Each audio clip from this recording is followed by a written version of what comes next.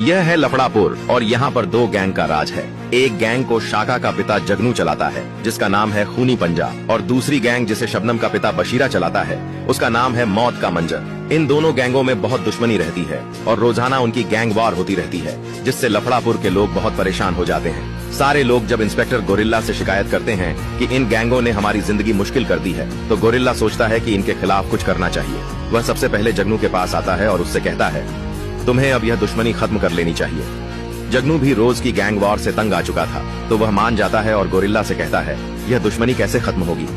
Gorilla कहता है, अब एक ही तरीका है, अगर तुम शाका की शादी शबनम से कर दो तो यह दुश्मनी रिश्तेदारी में बदल जाएगी और खत्म हो जाएगी। जगनू तैयार हो जाता है और जगनू के कहने पर शाका भी मान जाता है। जगनू बशीरा के पास जाता है और कहता है, यह रोज रोज की गैंग वॉर ठीक नहीं है, अब इस दुश्मनी को रिश्तेदारी में बदल दो।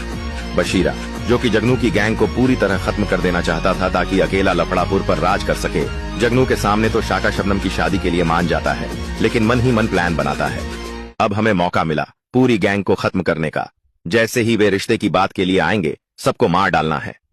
अगले दिन जब गोरिल्ला जगनू और बशीरा को एक जगह बुलाता है, तो जैसे ही जगनू और शाका वहां पहुंचते हैं, बशीरा के आदमी उन पर हमला कर देते हैं, जिसमें जगनू बुरी तरह घायल हो जाता है। गोरिल्ला बशीरा के लोगों को रोकने की कोशिश करता है। उसी समय शाका जगनू को लेकर अस्पताल पहुंचता है, लेकिन 2 दिन अस्पताल में रहने के बाद डॉक्टर शाका को बताते हैं कि जगनू को कोमा आ गया है। अब सवाल यह है, क्या शाका जगनू